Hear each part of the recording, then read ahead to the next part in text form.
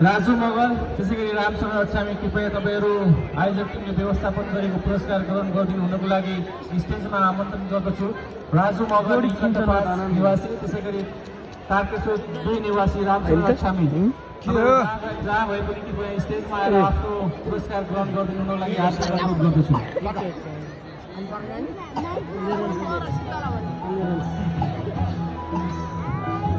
जो म भित्रै बसेर भिडियो गरिदिन्छु।